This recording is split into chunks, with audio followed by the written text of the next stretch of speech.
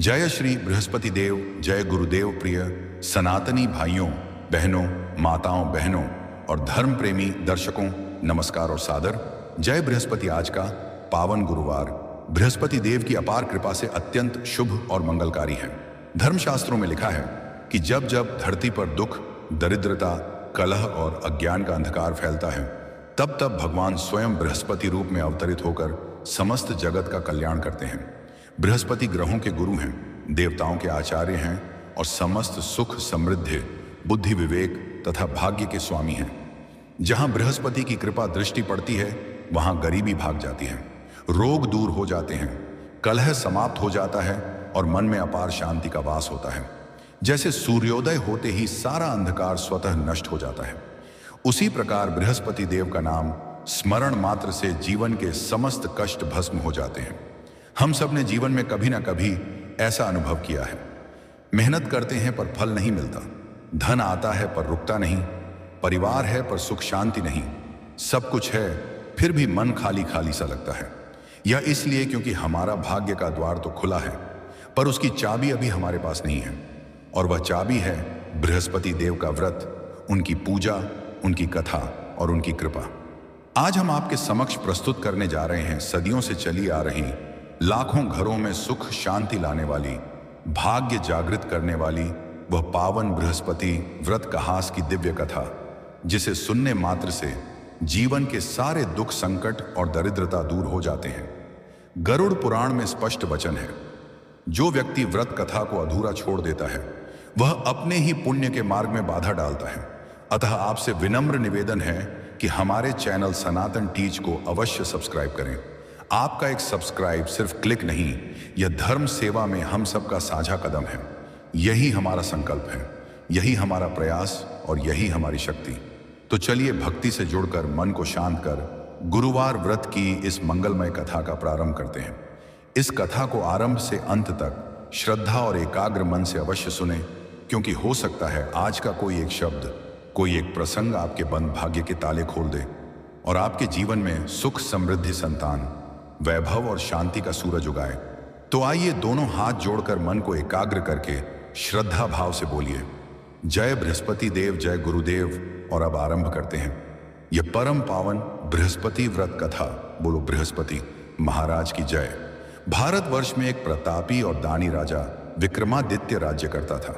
वह नित्य गरीबों और ब्राह्मणों की सहायता करता था, लेकिन यह बात उसकी रानी मालिनी को अच्छी नहीं लगती थी। वह ना ही गरीबों को दान देती, ना ही भगवान का पूजन करती थी, और राजा विक्रमादित्य को भी दान देने से मना किया करती थी। एक दिन राजा विक्रमादित्य शिकार खेलने के लिए वन में गए हुए थे, तो रानी मालिनी महल में अकेली थी। उसी समय बृहस्पति देव साधु वेश में राजा विक्रमादित्य के महल में भिक्षा मांगने के लिए गए और रानी मालिनी से भिक्षा मांगी। तब रानी मालिनी ने भिक्षा देने से इनकार किया और कहा, हे साधु महाराज, मैं तो दान पुण्य से तंग आ चुकी हूं। मेरा पति सारा धन लुटाते रहते हैं। मेरी इच्छा है कि हमारा सारा धन नष्ट हो जाए, फिर ना रहेगा बांस और ना बजेगी बांसुरी। साधु महाराज ने कहा, हे देवी, तुम तो बड़ी ही विचित्र हो। धन, संतान तो सभी चाहते हैं, पुत्र और लक्ष्मी तो पापी के घर में भी होनी चाहिए। यदि तुम्हारे पास अधिक धन है तो भूखों को भोजन दो, प्यासों के लिए प्याऊ बनवाओ, मुसाफिरों के लिए धर्मशालाएं खुलवाओ। जो गरीब लोग अपनी कुंवारी कन्याओं का विवाह नहीं कर सकते, उनका विवाह करा दो। ऐसे और कई काम हैं जिनके करने से तुम्हारा यश लोक परलोक में फैलेगा। लेकिन हे प्रिय भक्तों, रानी मालिनी पर उपदेश का कोई प्रभाव नहीं पड़ा। रानी मालिनी साधु महाराज से बोली, हे महाराज, आप मुझे कुछ ना समझाएं। मैं ऐसा धन नहीं चाहती जो हर जगह बांटती फिरूं। फिर साधु महाराज ने उत्तर दिया कि यदि तुम्हारी ऐसी ही इच्छा है तो तथास्तु, तुम ऐसा करना कि बृहस्पतिवार को घर लिपकर पीली मिट्टी से अपना सिर धोकर स्नान करना, भट्टी चढ़ाकर कपड़े धोना। ऐसा करने से तुम्हारा सारा धन नष्ट हो जाएगा। इतना कहकर वह साधु महाराज वहां से अंतर्ध्य हो गए। हे प्रिय भक्तों, साधु महाराज के अनुसार कहीं बातों को पूरा करते हुए रानी मालिनी को केवल 3 बृहस्पतिवार ही बीते थे कि उसकी समस्त धन संपत्ति नष्ट हो गई। भोजन के लिए राजा विक्रमादित्य का परिवार तरसने लगा। तब एक दिन राजा विक्रमादित्य ने रानी मालिनी से कहा कि हे रानी, तुम यहीं रहो, मैं दूसरे देश को जाता हूं, क्योंकि यहाँ पर सभी लोग मुझे जानते हैं, इसीलिए मैं कोई छोटा कार्य भी नहीं कर सकता। ऐसा कहकर राजा विक्रमादित्य परदेश चला गया। वहां वह जंगल से लकड़ी काट कर लाता और शहर में बेचता था। इस तरह वह अपना जीवन व्यतीत करने लगा। और इधर राजा विक्रमादित्य के प्रदेश जाते ही रानी मालिनी और दासी चंपा दुखी रहने लगी। एक बार जब रानी मालिनी और दासी चंपा को 7 दिन तक बिना भोजन के रहना पड़ा, तो रानी मालिनी ने अपनी दासी चंपा से कहा कि हे चंपा, पास ही के नगर में मेरी बहन सुमित्रा रहती है। वह बड़ी धनवान है। तुम उसके पास जाओ और कुछ लेकर आओ, ताकि थोड़ा बहुत गुजर बसर हो जाए। दासी चंपा रानी मालिनी की बहन सुमित्रा के पास गई। उस दिन गुरुवार था और सुमित्रा उस समय बृहस्पतिवार व्रत की कथा सुन रही थी। दासी चंपा ने सुमित्रा को अपनी रानी मालिनी का संदेश दिया, लेकिन सुमित्रा ने कोई उत्तर नहीं दिया। जब दासी चंपा को सुमित्रा से कोई उत्तर नहीं मिला, तो वह बहुत दुखी हुई और उसे बहुत क्रोध भी आया। दासी चंपा ने वापस आकर रानी मालिनी को सारी बात बता दी। सुनकर रानी मालिनी ने अपने भाग्य को कोसा। उधर सुमित्रा ने सोचा कि मेरी बहन मालिनी की दासी चंपा आई थी, परंतु मैं उससे नहीं बोली, इससे वह बहुत दुखी हुई होगी। कथा सुनकर और पूजन समाप्त करके वह अपनी बहन मालिनी के घर आई और कहने लगी, हे बहन, मैं बृहस्पतिवार का व्रत कर रही थी। तुम्हारी दासी चंपा मेरे घर आई थी, लेकिन जब तक कथा होती है तब तक ना तो उठते हैं और ना ही बोलते हैं, इसीलिए मैं नहीं बोली। कहो दासी, चंपा क्यों गई थी? रानी मालिनी बोली कि हे बहन, तुमसे क्या छिपाऊं, हमारे घर में खाने तक को अनाज नहीं है। ऐसा कहते कहते रानी मालिनी की आंखें भर आईं। उसने दासी चंपा समेत पिछले 7 दिनों से भूखे रहने की बात अपनी बहन सुमित्रा को विस्तारपूर्वक सुना दी। सुमित्रा बोली कि देखो बहन, भगवान बृहस्पति देव सबकी मनोकामना को पूर्ण करते हैं। देखो, शायद तुम्हारे घर में अनाज रखा हो। पहले तो रानी मालिनी को विश्वास ही नहीं हुआ, पर बहन सुमित्रा के आग्रह करने पर उसने अपनी दासी चंपा को अंदर भेजा, तो उसे सचमुच अनाज से भरा हुआ एक घड़ा मिल गया। यह देखकर दासी चंपा को बड़ी हैरानी हुई। दासी चंपा रानी मालिनी से कहने लगी, हे रानी, जब हमको भोजन नहीं मिलता तो हम व्रत ही तो करते हैं, इसीलिए क्यों ना इनसे व्रत और कथा की विधि पूछ ली जाए, ताकि हम भी व्रत कर सकें। तब रानी मालिनी ने अपनी बहन सुमित्रा से बृहस्पतिवार व्रत के बारे में पूछा। सुमित्रा ने बताया कि बृहस्पतिवार के व्रत में चने की दाल और मुनक्का से विष्णु भगवान का केले की जड़ में पूजन करें तथा दीपक जलाएं, व्रत कथा सुने और पीला भोजन ही करें। इससे बृहस्पति देव प्रसन्न होते हैं। व्रत और पूजन विधि बताकर सुमित्रा अपने घर को लौट गई। 7 दिन के बाद जब गुरुवार आया, तो रानी मालिनी और दासी चंपा ने व्रत रखा। घुड़साल में जाकर चना और गुड़ लेकर आई, फिर उससे केले की जड़ तथा विष्णु भगवान का पूजन किया, कथा की और आरती की। अब पीला भोजन कहां से आए? इस बात को लेकर दोनों बहुत दुखी थी, क्योंकि उन्होंने व्रत रखा था, इसीलिए बृहस्पति देव उनसे प्रसन्न थे। इसीलिए वे एक साधारण व्यक्ति का रूप धारण करके 2 थालों में सुंदर पीला भोजन दासी चंपा को दे गए। भोजन पाकर दासी चंपा प्रसन्न हुई और फिर रानी मालिनी के साथ मिलकर भोजन ग्रहण किया। उसके बाद वे सभी गुरुवार को व्रत और पूजन करने लगी। बृहस्पति देव भगवान की कृपा से उनके पास फिर से धन संपत्ति आ गई, परंतु रानी मालिनी फिर से पहले की तरह आलस्य करने लगी।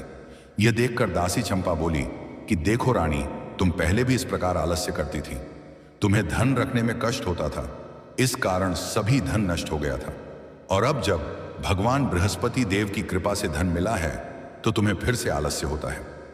रानी मालिनी को समझाते हुए दासी चंपा कहती है कि बड़ी मुसीबतों के बाद हमने यह धन पाया है, इसीलिए हमें दान पुण्य करना चाहिए, भूखे मनुष्यों को भोजन कराना चाहिए और धन को शुभ कार्यों में खर्च करना चाहिए, जिससे तुम्हारे कुल का यश बढ़ेगा और स्वर्ग की प्राप्ति होगी और पितृ प्रसन्न होंगे। हे प्रिय भक्तों, दासी चंपा की बात मानकर रानी मालिनी अपना धन शुभ कार्यों में खर्च करने लगी, जिससे पूरे नगर में उसका यश फैलने लगा।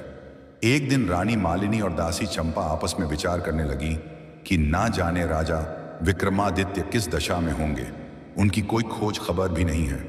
उन्होंने श्रद्धापूर्वक बृहस्पति भगवान से प्रार्थना की कि राजा विक्रमादित्य जहां कहीं भी हो, शीघ्र वापस आ जाए।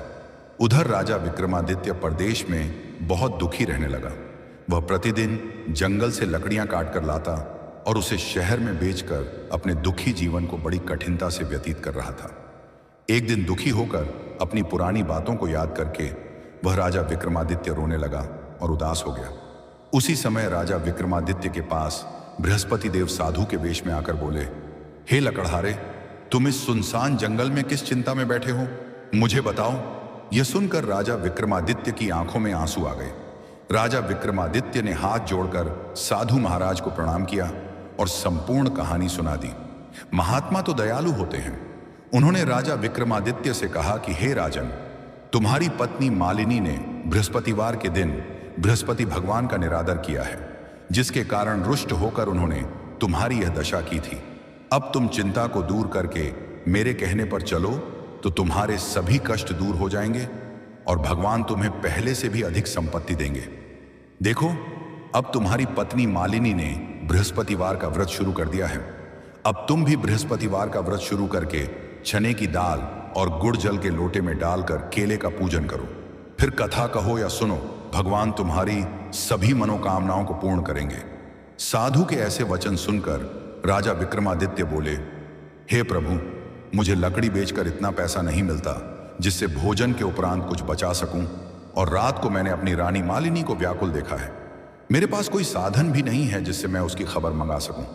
फिर मैं कौन सी कहानी कहूं, यह भी मुझे नहीं मालूम। साधु महाराज बोले, हे राजन, मन में बृहस्पति भगवान के पूजन व्रत का निश्चय करो। वे स्वयं ही तुम्हारे लिए कोई ना कोई राह बना देंगे। बृहस्पतिवार के दिन तुम रोजाना की तरह लकड़ियां लेकर शहर को जाओ। तुमको रोज से दुगना धन प्राप्त होगा, जिससे तुम भली भांति भोजन कर लोगे तथा बृहस्पति देव की पूजा का सामान भी आ जाएगा। और तुमने जो बृहस्पतिवार की कहानी के बारे में मुझसे पूछा है, वह इस प्रकार है। सुनो, साधु वेश में भगवान बृहस्पति देव उसे कहानी सुनाते हुए बोले कि प्राचीन काल में एक ब्राह्मण रहता था। वह बहुत निर्धन था, उसके कोई संतान नहीं थी। उसकी पत्नी बहुत मलिनता के साथ रहती थी। वह स्नान नहीं करती थी, किसी देवता का पूजन नहीं करती थी। इससे ब्राह्मण देवता बड़े दुखी थे। बेचारे बहुत कुछ कहते थे, किंतु उसका कुछ परिणाम नहीं निकला। भगवान की कृपा से ब्राह्मण की पत्नी के कन्या रूपी रत्न पैदा हुआ। कन्या बड़ी होने पर प्रातः स्नान करके विष्णु भगवान का जाप व बृहस्पतिवार का व्रत करने लगी। अपने पूजन पाठ को समाप्त करके विद्यालय जाती तो अपनी मुट्ठी में जौ भरकर ले जाती और पाठशाला के रास्ते में डालती जाती। तब यह जौ स्वर्ण के हो जाते। लौटते समय उनको बीन कर घर ले आती थी। एक दिन वह बालिका सूप में उस सोने के जौ को पटक कर साफ कर रही थी कि उसके पिता ने देख लिया और उससे कहा कि बेटी, सोने के जौ के लिए सोने का सूप होना चाहिए। दूसरे दिन बृहस्पतिवार था। इस कन्या ने व्रत रखा और बृहस्पति देव से प्रार्थना करके कहा कि मैंने आपकी पूजा सच्चे मन से की हो तो मेरे लिए सोने का सूप दे दो। बृहस्पति देव ने उसकी प्रार्थना स्वीकार कर ली। रोजाना की तरह वह कन्या जौ फैलाती हुई जाने लगी। जब लौटकर जौ बीन रही थी तो बृहस्पति देव की कृपा से सोने का सूप मिला। उसे वह घर ले आई और उसमें जौ साफ करने लगी, परंतु उसकी मां का वहीं ढंग रहा। एक दिन की बात है, वह कन्या सोने के सूप में जौ साफ कर रही थी। उस समय उस शहर का राजपुत्र वहां से होकर निकला। इस कन्या के रूप और कार्य को देखकर वह मोहित हो गया तथा अपने घर आकर भोजन तथा जल त्याग कर उदास होकर लेट गया। राजा को इस बात का पता लगा तो अपने प्रधानमंत्री के साथ उसके पास गए और बोले, हे पुत्र, तुम्हें किस बात का कष्ट है? किसी ने अपमान किया है अथवा और कारण हो तो कहो, मैं वही कार्य करूंगा जिससे तुम्हें प्रसन्नता हो। अपने पिता की राजकुमार ने बातें सुनी तो वह बोला कि मुझे आपकी कृपा से किसी बात का दुख नहीं है। किसी ने मेरा अपमान भी नहीं किया है, परंतु मैं उस लड़की से विवाह करना चाहता हूं जो सोने के सूप में जौ साफ कर रही थी। यह सुनकर राजा आश्चर्य में पड़ गया और बोला, हे पुत्र, इस तरह की कन्या का पता तुम ही लगाओ। मैं उसके साथ तेरा विवाह अवश्य ही करवा दूंगा। राजकुमार ने उस लड़की के घर का पता बताया। तब मंत्री उस लड़की के घर गए और ब्राह्मण देवता को सभी हाल बतलाया। ब्राह्मण देवता राजकुमार के साथ अपनी कन्या का विवाह करने के लिए तैयार हो गए तथा विधि विधान के अनुसार ब्राह्मण की कन्या का विवाह राजकुमार के साथ हो गया। कन्या के घर से जाते ही पहले की भांति उस ब्राह्मण देवता के घर में गरीबी का निवास हो गया। अब भोजन के लिए भी अन्न बड़ी मुश्किल से मिलता था। एक दिन दुखी होकर ब्राह्मण देवता अपनी पुत्री के पास गए। बेटी ने पिता की दुखी अवस्था को देखा और अपनी मां का हाल पूछा। तब ब्राह्मण ने सभी हाल कहा। कन्या ने बहुत सा धन देकर अपने पिता को विदा कर दिया। इस तरह ब्राह्मण का कुछ समय सुखपूर्वक व्यतीत हुआ। कुछ दिनों के बाद फिर से वही हाल हो गया। ब्राह्मण फिर अपनी कन्या सुनैना के यहाँ गया और सारा हाल कहा तो सुनैना बोली, हे पिताजी, आप माताजी को यहां लाओ, मैं उन्हें विधि बता दूंगी जिससे गरीबी दूर हो जाए। वह ब्राह्मण देवता अपनी पत्नी कमला को साथ लेकर पहुंचे तो अपनी मां कमला को वह समझाने लगी कि हे मां, आप प्रातः काल प्रथम स्नान आदि करके विष्णु भगवान का पूजन करो तो सब दरिद्रता दूर हो जाएगी। परंतु कमला ने एक भी बात नहीं मानी और प्रातः काल उठकर अपनी पुत्री सुनैना के बच्चों की जूठन को खा लिया। इससे सुनैना को भी बहुत गुस्सा आया और एक रात को कोठरी से सभी सामान निकाल दिया और अपनी मां कमला को उसमें बंद कर दिया। प्रातःकाल उसे निकाला तथा स्नान आदि कराकर पाठ करवाया तो कमला की बुद्धि ठीक हो गई और फिर प्रत्येक बृहस्पतिवार को व्रत रखने लगी। इस व्रत के प्रभाव से उसके माँ बाप बहुत ही धनवान और पुत्रवान हो गए और बृहस्पति जी के प्रभाव से इस लोक के सुख भोग कर स्वर्ग को प्राप्त हुए। कथा कहकर साधु बने बृहस्पति देव वहां से अंतर्ध्य हो गए। धीरे धीरे समय व्यतीत होने पर फिर वही बृहस्पतिवार का दिन आया। लकड़हारा विक्रमादित्य जंगल से लकड़ी काटकर किसी शहर में बेचने गया। उसे उस दिन और दिन से अधिक पैसा मिला। राजा विक्रमादित्य ने चना गुड़ आदि लाकर गुरुवार का व्रत किया। उस दिन से उसके सभी दुख दूर हुए। परंतु जब दोबारा गुरुवार का दिन आया तो बृहस्पतिवार का व्रत करना वह भूल गया। इस कारण बृहस्पति भगवान नाराज हो गए।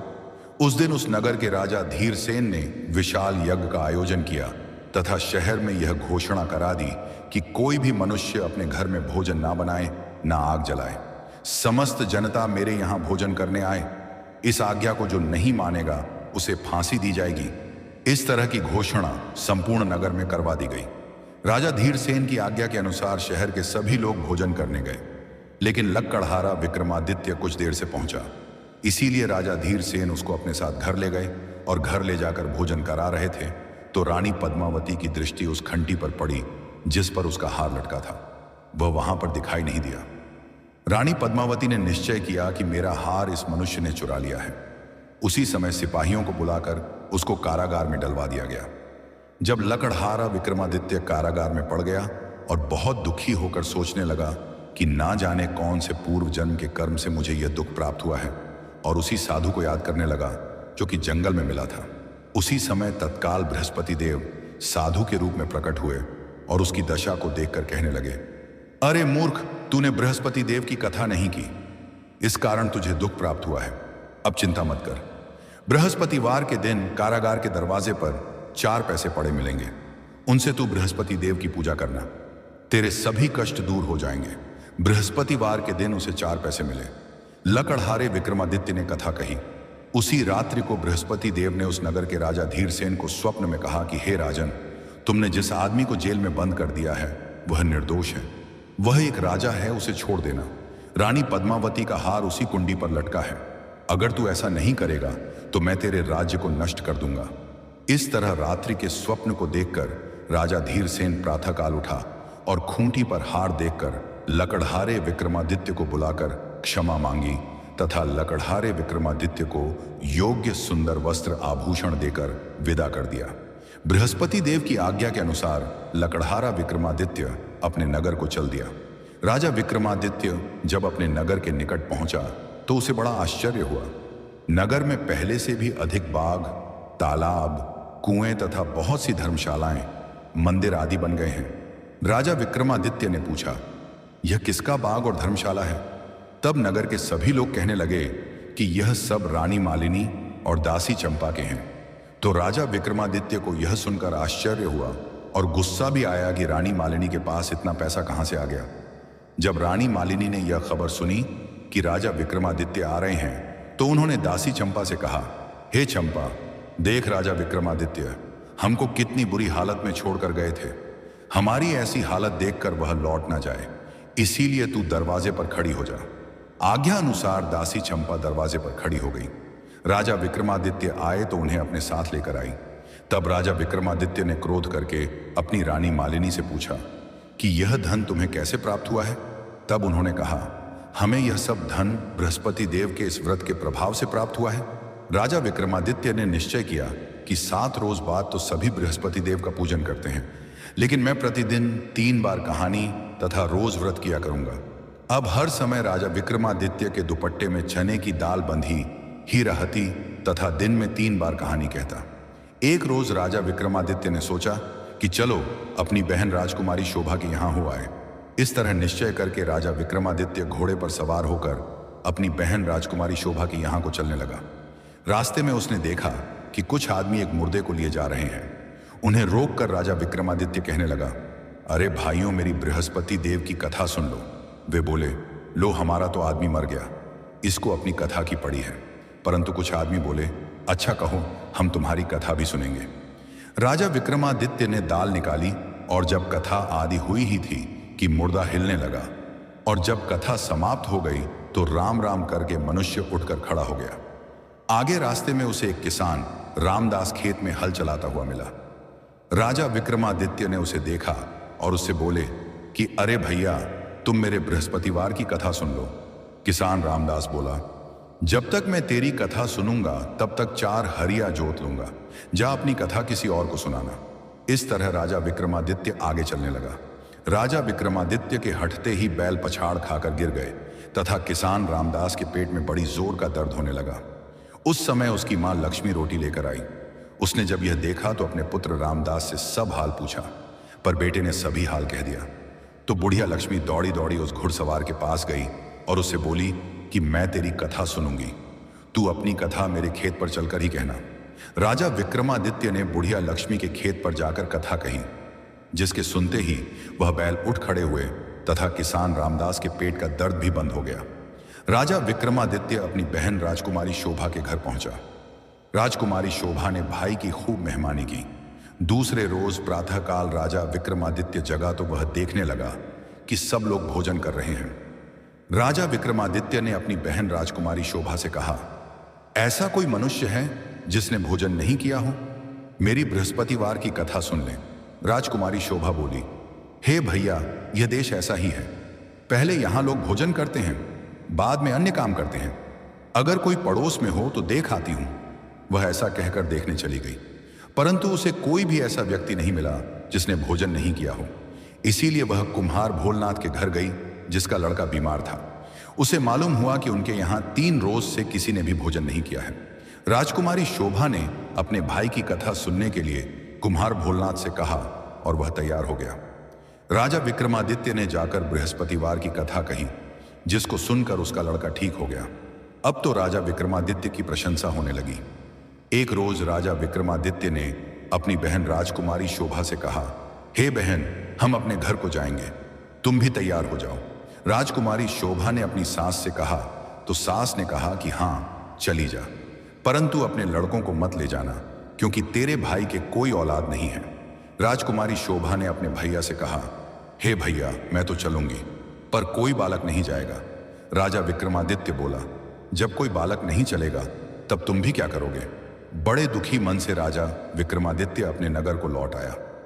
राजा विक्रमादित्य ने अपनी रानी मालिनी से कहा, हम निर्वंशी हैं, हमारा मुंह देखने का धर्म नहीं है और कुछ भोजन आदि नहीं किया।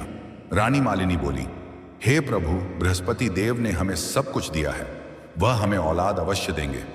उसी रात को बृहस्पति देव ने राजा विक्रमादित्य के स्वप्न में कहा, हे राजा, उठो, सभी सोच त्याग दो, तेरी रानी मालिनी गर्भ से है। राजा विक्रमादित्य को यह बात सुनकर बड़ी खुशी हुई। 9वें महीने में उसकी पत्नी मालिनी के गर्भ से एक सुंदर पुत्र पैदा हुआ। तब राजा विक्रमादित्य बोला, हे रानी स्त्री, बिना भोजन के रह सकती है, पर बिना कहे नहीं रह सकती। जब मेरी बहन राजकुमारी शोभा आई तो मुझसे कुछ मत कहना। रानी मालिनी ने सुनकर हां कर दिया। जब राजा विक्रमादित्य की बहन राजकुमारी शोभा ने यह शुभ समाचार सुना तो वह बहुत खुश हुई तथा बधाई लेकर अपने भाई के यहां आई। तभी रानी मालिनी ने कहा, घोड़ा चढ़कर तो नहीं आई, गधा चढ़ी आई। राजकुमारी शोभा बोली, भाभी, इस प्रकार ना कहती तो तुम्हें औलाद कैसे होती? ब्र से लकड़ी काट कर लाता और शहर में बेचता था। इस तरह वह अपना जीवन व्यतीत करने लगा। और इधर राजा विक्रमादित्य के प्रदेश जाते ही रानी मालिनी और दासी चंपा दुखी रहने लगी। एक बार जब रानी मालिनी और दासी चंपा को 7 दिन तक बिना भोजन के रहना पड़ा तो रानी मालिनी ने अपनी दासी चंपा से कहा कि हे चंपा, पास ही के नगर में मेरी बहन सुमित्रा रहती है, वह बड़ी धनवान है, तुम उसके पास जाओ और कुछ लेकर आओ ताकि थोड़ा बहुत गुजर बसर हो जाए। दासी चंपा रानी मालिनी की बहन सुमित्रा के पास गई। उस दिन गुरुवार था और सुमित्रा उस समय बृहस्पतिवार व्रत की कथा सुन रही थी। दासी चंपा ने सुमित्रा को अपनी रानी मालिनी का संदेश दिया, लेकिन सुमित्रा ने कोई उत्तर नहीं दिया। जब दासी चंपा को सुमित्रा से कोई उत्तर नहीं मिला तो वह बहुत दुखी हुई और उसे बहुत क्रोध भी आया। दासी चंपा ने वापस आकर रानी मालिनी को सारी बात बता दी। सुनकर रानी मालिनी ने अपने भाग्य को कोसा।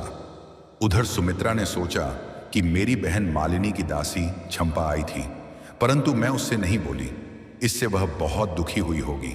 कथा सुनकर और पूजन समाप्त करके वह अपनी बहन मालिनी के घर आई और कहने लगी, हे बहन, मैं बृहस्पतिवार का व्रत कर रही थी। तुम्हारी दासी चंपा मेरे घर आई थी, लेकिन जब तक कथा होती है तब तक ना तो उठते हैं और ना ही बोलते हैं, इसीलिए मैं नहीं बोली। कहो दासी, चंपा क्यों गई थी? रानी मालिनी बोली कि हे बहन, तुमसे क्या छिपाऊं, हमारे घर में खाने तक को अनाज नहीं है। ऐसा कहते कहते रानी मालिनी की आंखें भर आईं।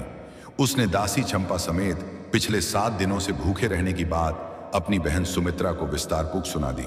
सुमित्रा बोली कि देखो बहन, भगवान बृहस्पति देव सबकी मनोकामना को पूर्ण करते हैं। देखो, शायद तुम्हारे घर में अनाज रखा हो। पहले तो रानी मालिनी को विश्वास ही नहीं हुआ, पर बहन सुमित्रा के आग्रह करने पर उसने अपनी दासी चंपा को अंदर भेजा तो उसे सचमुच अनाज से भरा हुआ एक घड़ा मिल गया। यह देखकर दासी चंपा को बड़ी हैरानी हुई।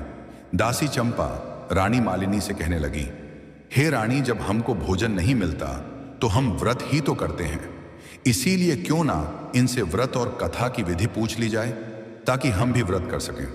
तब रानी मालिनी ने अपनी बहन सुमित्रा से बृहस्पतिवार व्रत के बारे में पूछा। सुमित्रा ने बताया कि बृहस्पतिवार के व्रत में चने की दाल और मुनक्का से विष्णु भगवान का केले की जड़ में पूजन करें तथा दीपक जलाएं, व्रत कथा सुने और पीला भोजन ही करें, इससे बृहस्पति देव प्रसन्न होते हैं। व्रत और पूजन विधि बताकर सुमित्रा अपने घर को लौट गई। 7 दिन के बाद जब गुरुवार आया तो रानी मालिनी और दासी चंपा ने व्रत रखा। घुड़साल में जाकर चना और गुड़ लेकर आई, फिर उससे केले की जड़ तथा विष्णु भगवान का पूजन किया, कथा की और आरती की। अब पीला भोजन कहां से आए, इस बात को लेकर दोनों बहुत दुखी थी, क्योंकि उन्होंने व्रत रखा था, इसीलिए बृहस्पति देव उनसे प्रसन्न थे। इसीलिए वे एक साधारण व्यक्ति का रूप धारण करके 2 थालों में सुंदर पीला भोजन दासी चंपा को दे गए। भोजन पाकर दासी चंपा प्रसन्न हुई और फिर रानी मालिनी के साथ मिलकर भोजन ग्रहण किया। उसके बाद वे सभी गुरुवार को व्रत और पूजन करने लगी। बृहस्पति देव भगवान की कृपा से उनके पास फिर से धन संपत्ति आ गई, परंतु रानी मालिनी फिर से पहले की तरह आलस्य करने लगी। यह देखकर दासी चंपा बोली कि देखो रानी, तुम पहले भी इस प्रकार आलस्य करती थी, तुम्हें धन रखने में कष्ट होता था, इस कारण सभी धन नष्ट हो गया था, और अब जब भगवान बृहस्पति देव की कृपा से धन मिला है तो तुम्हें फिर से आलस्य होता है।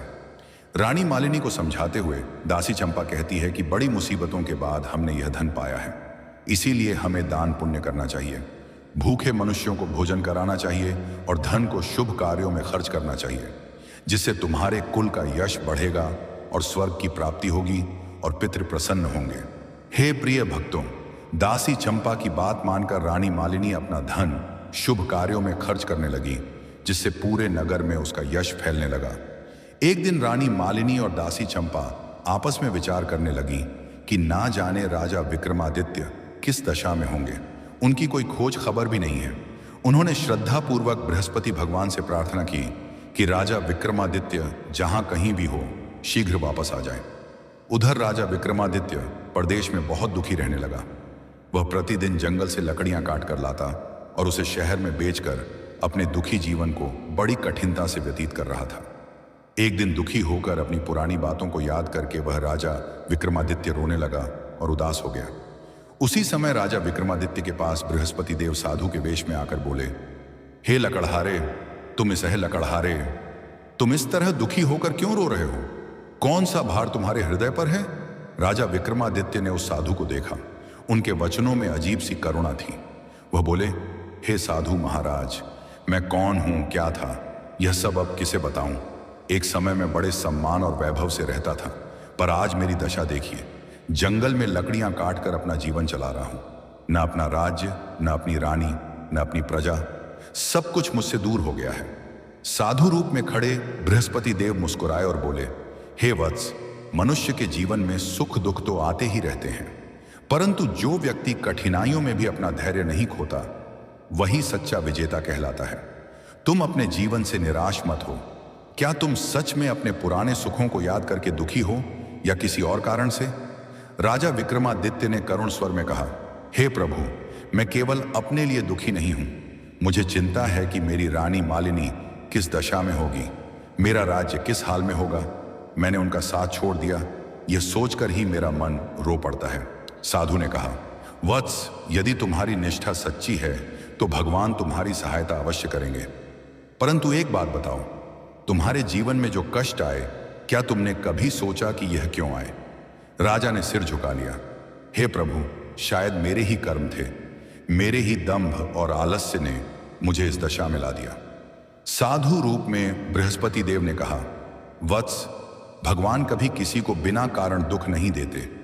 कभी कभी मनुष्य को सही मार्ग पर लाने के लिए कठिनाइयों की राह दिखानी पड़ती है, परंतु यदि तुम्हारे हृदय में भक्ति है, श्रद्धा है और तुम्हारे कर्म पवित्र हैं, तो तुम्हारे सभी दुख दूर हो सकते हैं। इतना कहकर साधु ने अपनी पोटली खोली और उसमें से एक चमकता हुआ पीला फल निकालकर राजा को देते हुए बोले, वत्स, इसे लो। यह कोई साधारण फल नहीं है, यह गुरुवार की पवित्र शक्ति से युक्त है। इसे ग्रहण करने से तुम्हारा जीवन सुधरने लगेगा, परंतु इसका प्रभाव तभी होगा जब तुम्हारे मन में सच्ची आस्था हो और तुम अपने कर्मों में शुद्धता लाओ। राजा ने विनम्र भाव से फल ग्रहण किया। फल छूते ही उनके भीतर एक अद्भुत ऊर्जा का संचार हुआ। साधु ने आगे कहा, वत्स, कल प्रातः सूर्य उदय होते ही पूर्व दिशा की ओर चलना। जहां पीले रंग की आभा दिखाई दे, समझना कि वही तुम्हारे भाग्य का मार्ग है। उस ओर चलकर तुम अपनी खोई हुई दिशा पुनः प्राप्त करोगे। यह कहकर साधु अदृश्य हो गए। राजा विक्रमादित्य अचंभित हो गए। उन्हें विश्वास हो गया कि यह कोई साधारण साधु नहीं थे, वरन स्वयं देवत्व का रूप थे। अगले दिन प्रातः राजा विक्रमादित्य जंगल से निकले और पूर्व दिशा की ओर चलने लगे। कुछ दूर चलने पर उन्हें सचमुच एक स्थान पर पीली आभा दिखाई दी। वहां पहुंचकर उन्होंने देखा कि एक वृद्धा अपने टूटे फूटे घर के सामने बैठी रो रही थी। राजा ने पूछा, माता, आप रो क्यों रही हैं? वृद्धा बोली, बेटा, आज गुरुवार है और मैं बृहस्पति देव का व्रत रखती हूं, लेकिन मेरे पास पूजन के लिए चने की दाल, मुनक्का और केले की जड़ नहीं है, इसीलिए मेरा व्रत अधूरा रह गया है। राजा को तुरंत साधु के शब्द याद आए, भक्ति, दया और सेवा ही जीवन को श्रेष्ठ बनाती है। उन्होंने अपनी लकड़ियों की गठरी बेचकर जो थोड़े से पैसे कमाए थे, उनसे तुरंत दाल, मुनक्का और व्रत की सारी सामग्री खरीदकर वृद्धा को दे दी।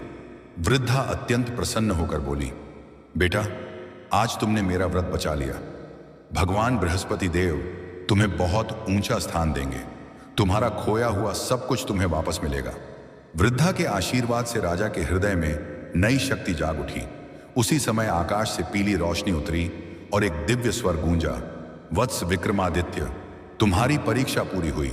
तुम्हारी विनम्रता और सेवा ने तुम्हारे सभी पाप और दुख काट दिए। अब तुम वापस अपने राज्य लौटो। वहां तुम्हारी रानी मालिनी और दासी चंपा तुम्हारी बाट जोह रही हैं। राजा विक्रमादित्य भाव विभोर हो गए। वे तेजी से अपने नगर की ओर लौटने लगे। जैसे जैसे वे आगे बढ़ते, उनके शरीर से थकान हटती जाती और चेहरे पर तेज बढ़ता जाता। उधर रानी मालिनी और दासी चंपा बृहस्पति देव से प्रार्थना कर रही थीं कि राजा शीघ्र लौट आए। तभी दूर से धूल उड़ती हुई दिखाई दी। दासी चंपा बोली, हे रानी, देखो, कोई घोड़े पर आ रहा है। रानी ने ध्यान से देखा, वह स्वयं राजा विक्रमादित्य थे। रानी मालिनी दौड़कर उनसे मिली और उनके चरणों में गिरकर बोली, नाथ, आप लौट आए। आपकी प्रतीक्षा में हम प्रतिदिन व्रत करते रहे, पूजा करते रहे। राजा ने उन्हें उठाया और कहा, मालिनी, अब कोई दुख नहीं रहेगा। बृहस्पति देव की कृपा से सब कुछ अच्छा होगा। नगर में आनंद छा गया। राजा विक्रमादित्य ने लौटकर अपने राज्य को पूर्व की भांति सुखी और समृद्ध बना दिया। रानी मालिनी, दासी चंपा और नगर के सभी लोग प्रत्येक गुरुवार को व्रत और कथा करते रहे।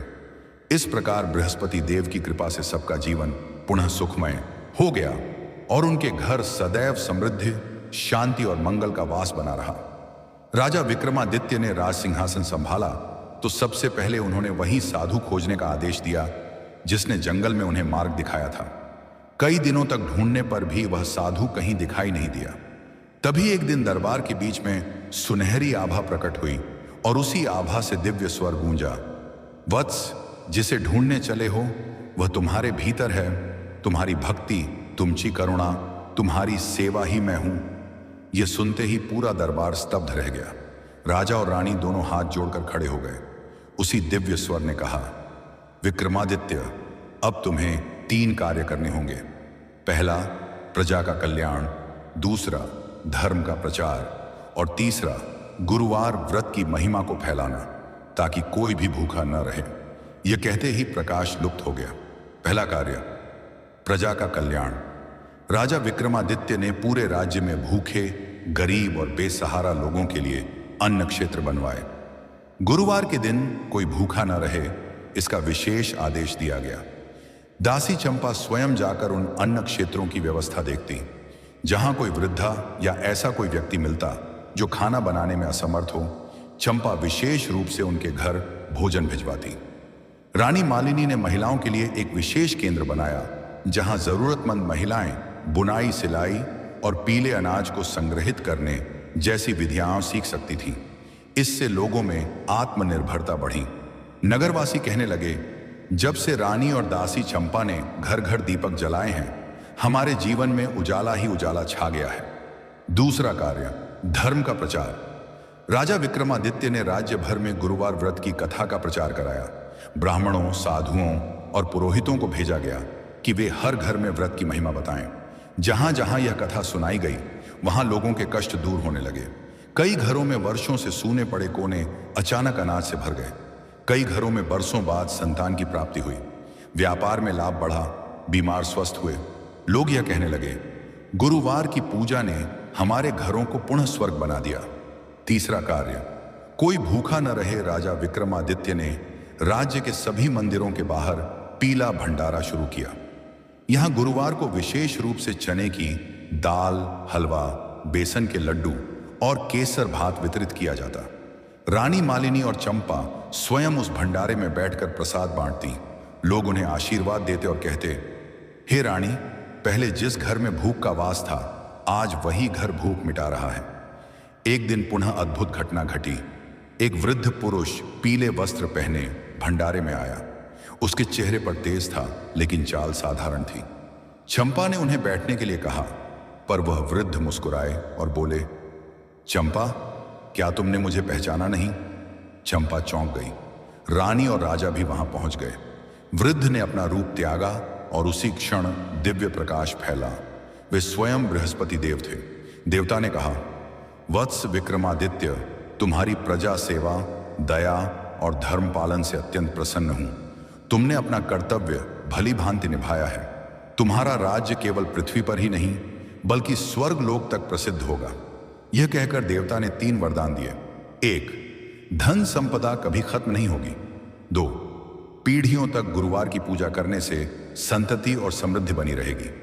3, राज्य में कोई भी व्यक्ति दुखी या भूखा नहीं रहेगा। पूरी सभा जय बृहस्पति देव के उद्घोष से गूंज उठी। बाद में राजा विक्रमादित्य, रानी मालिनी और दासी चंपा तीनों जीवन भर गुरुवार का व्रत और पूजा करते रहे। उनका राज्य सोने की तरह चमकने लगा। लोग सुखी, स्वस्थ और संपन्न रहने लगे। गुरुवार का दिन उस प्रदेश में समृद्धि दिवस कहलाने लगा और कहते हैं, जहां भक्ति, सेवा और सत्य का वास हो, वहां स्वयं देवता कदम कदम पर रक्षा करते हैं।